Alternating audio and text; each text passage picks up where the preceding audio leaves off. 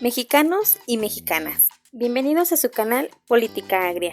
No olviden suscribirse y picar la campanita. Deja un pulgar arriba y tu opinión en la caja de comentarios. Ahora sí, sigamos con la noticia. Vamos con Elizabeth. Buen día, señor presidente. Buenos días, compañeros de la prensa.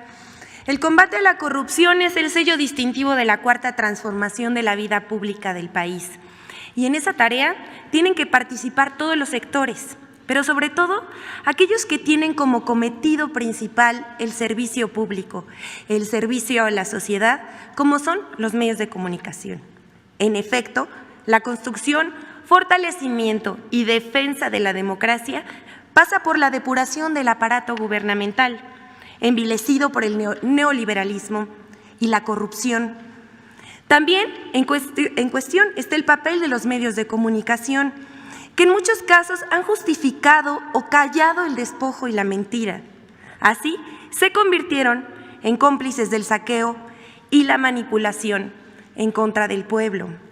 Hoy en México, ningún medio ni periodista puede llamarse amordazado. Ni desde el gobierno de la República se pagan por silencios o adulaciones. La prueba más clara de la libertad de expresión, de la libertad de prensa, de la libertad que gozan y ejercen los medios, son los diarios ataques, muchas veces plagados de diatribas en infundios en contra del presidente de la República, sin que haya otra respuesta que el argumento veraz, la exposición de motivos clara sobre los proyectos y la exposición de mentiras en que incurren un día sí y el otro también. Así que va nuestra humilde contribución en este proceso. Iniciamos nuestra sección.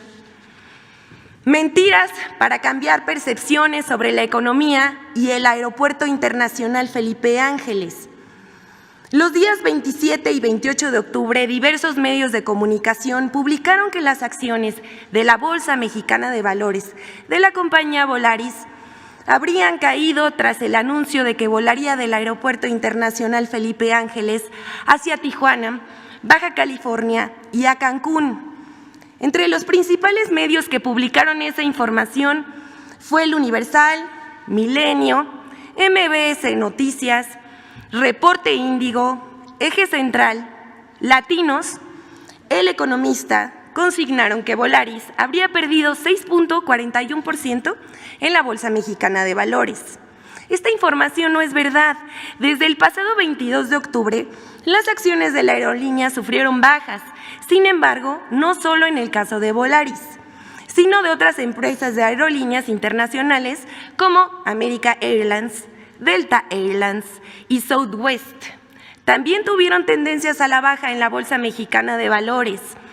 Las razones de este decremento son el riesgo por rebrote de la variante Delta Plus del COVID-19.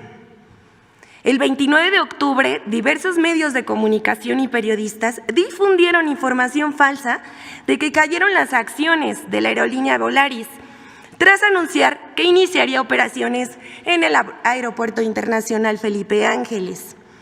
Los datos fueron utilizados de manera engañosa por la coincidencia entre el anuncio de Volaris de que operaría en el Aeropuerto Felipe Ángeles y la tendencia de la industria por COVID-19. El director general de Volaris, Enrique Beltranena, desmintió la información y detalló que después de un amplio análisis concluyó que será viable y más barato volar por el Aeropuerto Felipe Ángeles. Pero como siguen enojados con lo del aeropuerto, por eso inventan medios y periodistas. La siguiente, el colmo de las fake news. No es falso, pero no es verdadero. De cómo inventar un índice y darle difusión hasta que se crea que es verdad. Aquí les contaremos cómo una organización de Estados Unidos coloca a México como uno de los países más corruptos y cómo la difusión de esta calificación se usó para atacar al gobierno de Andrés Manuel López Obrador. Fue toda una operación. Hace 2 semanas, la organización World Justice Project, Proyecto Justicia para el Mundo, publicó su índice de Estado de Derecho en México 2020-2021, según el cual nuestro país aparece entre los 5 países más corruptos del mundo, detrás de Uganda, Camerún, Camboya y el Congo. El informe coloca a México en el lugar 135 de 139 países evaluados. En América Latina y el Caribe, México aparece en el último lugar.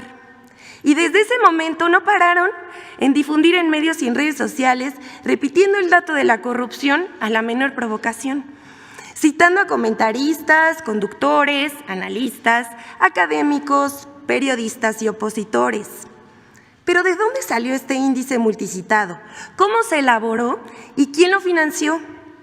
El Índice de Estado de Derecho en México se elabora desde hace 3 años, casualmente, al mismo tiempo que López Obrador llegó a la presidencia de la República.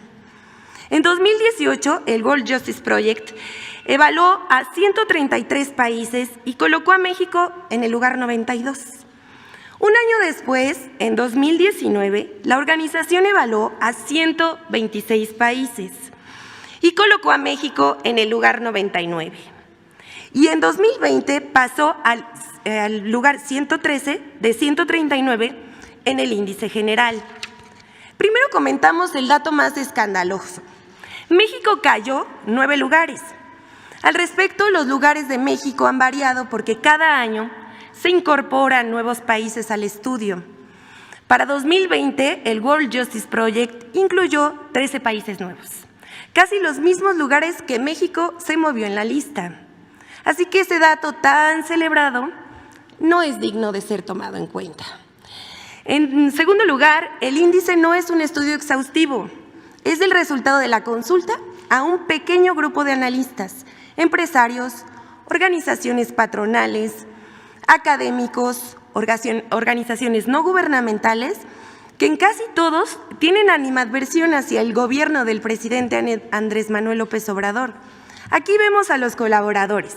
Por ejemplo, hay gente de Coparmex, Transparencia Mexicana, el IMCO, México Evalúa, la Universidad Anáhuac, la Escuela Libre de Derecho, Cinépolis y Proyecto México Posible, entre otros.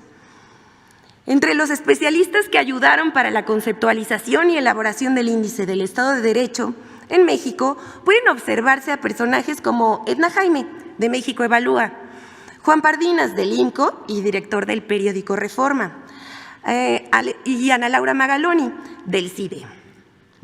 El Índice de Estado de Derecho en México es patrocinado por el World Justice Project, organización estadounidense fundada en 2006 por el abogado y empresario William Holrick, que durante casi 25 años fue el principal asesor legal de la compañía Microsoft en diversas polémicas mundiales.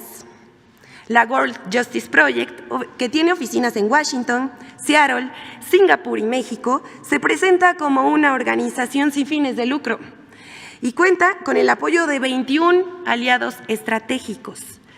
En México, la World Justice Project apoya a diferentes organizaciones como México Evalúa, Causa en Común, la Red Quinte Poder, incluso a instituciones como el Tribunal Electoral del Poder Judicial de la Federación. Así, el estudio de opinión, que coloca a México como uno de los 5 países más corruptos, está financiado por una organización estadounidense y los especialistas consultados son esencialmente opositores del gobierno. La oficina del World Justice Project en México es dirigida por Tim Kessler, quien ha sido consultor del Banco Mundial y jefe del Programa de Competitividad de México en la USAID, una organización vinculada al Departamento de Estado de Estados Unidos, que de acuerdo con periodistas de distintos países, tiene un perfil intervencionista contra los gobiernos que no se alinean a las políticas de Estados Unidos. De acuerdo con testimonios de personas que han trabajado en la World Justice Project, en esta organización, lejos de estudios económicos y sociales imparciales, se llevan a cabo productos informativos, montajes y producciones para hacer ensombrecer al gobierno que encabeza López Obrador.